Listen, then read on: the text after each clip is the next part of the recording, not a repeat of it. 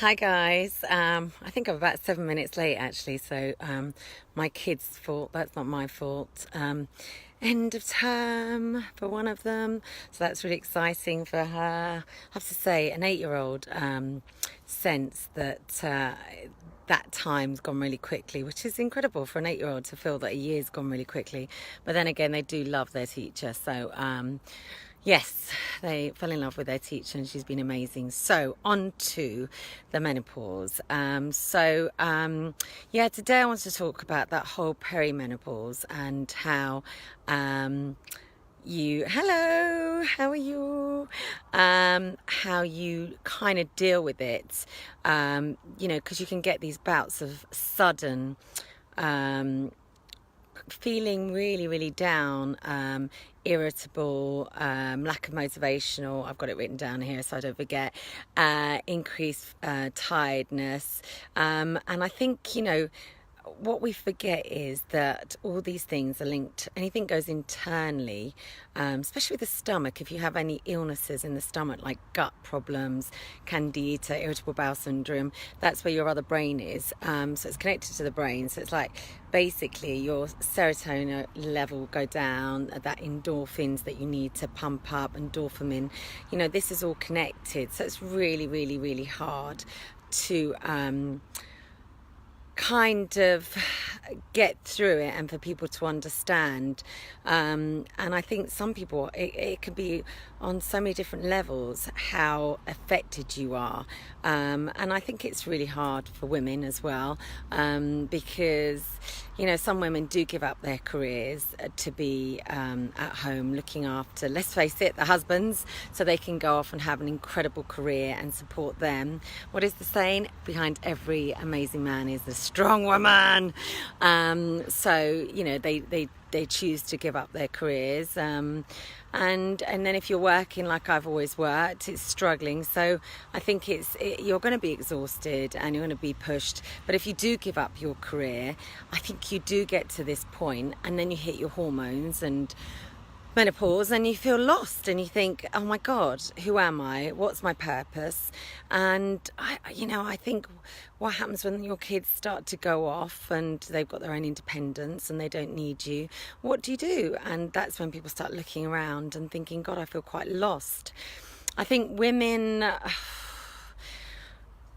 on average, find it really hard to invest in themselves. We weren't brought up to be selfish. I hate the word selfish, but really selfish is self-love. So they find it really difficult to indulge and invest in themselves, and I think the truth is that you have to invest in yourself. I do a lot of events and a lot of parties and things, and a lot of women come up to me and they just like, Palmer, I'd love to buy something, but hi Claire, hi Helen, hi everyone. But I've got to think about my kids, and they always put their kids first or their partners. And I just think, actually, women, empower yourself. But this is men as well. Men, I'm sure they have a kind of degree of menopause or something going on, but you've got to empower yourself and you've got to invest in yourself. So I'm all for investing in yourself. Now I do, and that's why I think I feel the best I've ever looked. I feel good for myself because I've invested time. I go and see my personal trainer, and that costs me money, but it's worth the investment. I buy really good products, which I'll tell you about the rest of this week, and they're not cheap, but they're vegan and they're certified, and I know where they come from, and they make a massive difference. Hi Trish. Hi Claire. And I just think it does make a difference. I eat and breathe and sleep it. Yes, I'm still naughty. Yes, I still drink. But I just think on a day-to-day basis, I always cleanse my skin. I always do exfoliate. So I always exfoliate my body. I moisturize every day. And I don't think that's me being selfish. That's me just saying, look, I'm going to invest in myself. And also I've got girls that are following my lead, that need to know this is what you do. And men do it as well. You have to, that whole thing about if you love yourself, then you will attract the right partner who will love you too. You've got to start with respecting yourself before anyone else can respect you. So that goes a long way to your beliefs and finding a partner that feels the same way as you do. So give back to yourself, ladies. Don't be embarrassed to spend money on yourselves. I mean, I know it's tricky if you're a wife and you're not working and your husband's looking at your bank account, but you know, if you say to them, this is something I need for myself, they'll understand. As you know, men need to go off and play golf and be around men and do whatever men want to do, but us women, we need to invest and we need to be sociable with one another and we need to go out and have fun. And I think, you know, depression, anxiety, all these symptoms, low self-esteem, low libido, comes from you losing who you are. And, you know, I've never, ever forgotten who Palmer is. And I think when the accident happened 4 years ago, I really, hi Kim, really kind of made a kind of effort and awareness to say, look, I cannot manage this trauma with 3 kids, running a household, working, unless I look after me. Because if I go down, then who's leading the ship? Who is leading everybody? Who's going to look after anyone? So, you know, I have become self-loving and realised that I have to invest. So I buy the best products, I eat the best food, I do my NutriBullet every day. Hi Denise, Isabel, hiya. And I really do say to myself, you've got to do this, however tired I am, whatever I'm feeling, I take that NutriBullet and I have the kale and I have the blueberries and I have the raspberries. I love going out partying still. I love dancing. I meditate. I love to be physical. I like to be naughty and crazy. And I think that's because I want to stay Palmer and that keeps me young. But I think we as women, this is for men as well, but for women, stop feeling guilty. Stop feeling guilty. I mean, that's it. You know, what are we feeling guilty about? You know, we've got every right. It doesn't matter if, you know, we've got to stop thinking, well, if you're not working, maybe I'm not bringing money, but you are, because your husband would not be able to earn that money if it wasn't for you guys going out there and feeding everyone and looking after everyone and having everything structured and organised. And this is for men as well. Men that are house husbands, you know, that allow the women to go off and work and earn the money. Because some men, you know, sometimes in a relationship it's the opposite. But I just think it's a two-way thing. And we've got to stop saying, no, I'm not going to invest in myself, and take responsibility for ourselves and buy the products that make us feel good. Buy things that make us, you know, go places that make you feel good. Go away for a weekend, you know, go and see your friends, and stop feeling, you know, that we are not worthy, because we are. And this is where your menopause will really knock your confidence. And I think hot sweats and things like that, you've got to exercise. Osteoporosis, you know, women struggle with their weight at this age. You know, you've got to make a concerted effort to think, right, I'm going to, especially around your middle, and you know, you can get heart disease. So exercise. Start off just going for a brisk walk, maybe with a friend, or if someone's got a dog, or you know, walk down to the river. Hi Sophie. Sorry, I always like to say hello to people as I'm talking, as long as I don't forget what I'm talking about. Forgetfulness, that's half the menopause. I'm sure I've got that already. Yeah, remembering what you're doing. You know, I do go into rooms and goes, what am I doing? But that's because we've got so much buzzing around in our head, so many things we have to do. But exercise will stop you getting panicky, stop you feeling down, will get your mojo back, get that motivation going. You know, what is your passion? What is your passion? And if you have lost yourself and you are kind of thinking, I was talking to the lovely Claire this morning, and you know, we were having this great discussion about, you know, having passion. Well, passion, purpose is really important. You know, don't sleepwalk through your 30s, your 40s, your 50s. Just look up every day and go, I've got to, what am I on this planet to do? Yes, you could be there for your kids, but you have a purpose for yourself as well. And everyone has something they're on this planet to do and achieve. You just got to remember what you loved. So if you love dancing, go back to dancing. There's some great clubs that Nadine is, we're going to go to. If anyone wants to come with me, come. But it's where you just free flow and let yourself go. And I think inhibitions is a massive one. Losing your inhibitions, still feeling like a woman, still feeling sexual, still feeling that you're attractive, you know, do it for yourself, not for anyone else. You know, if you look after your body and inside and out, then you'll feel still like a woman, you'll feel sexual, and don't be afraid to ask for what you want. So if you want flowers, ask for it, ask for flowers. But this is all wrapped up in those hormones, in that self-belief, and where we are at 40, 50, 60, 70, you know, who are you? What do you want? So think about those cold sweats, you know, think about what you need to do for yourself and your omegas. Think about the food, your nutrition. I am going to talk about it more in depth, but you know, your fruits. Yams are really, really, really good for you. Sweet potatoes, really good. Lots of fibre. We need lots of fibre. You know, omegas, calcium, things like that. So if you can't drink milk and you're on soya, take the supplements, but make sure they're vegan, and I will talk about that this week as well. But it is about swimming, dancing, singing, being silly, and this gentleman just walked past, probably thinks I'm a nutter, but hey, it doesn't matter, because that's part of the whole thing about being mad and naughty.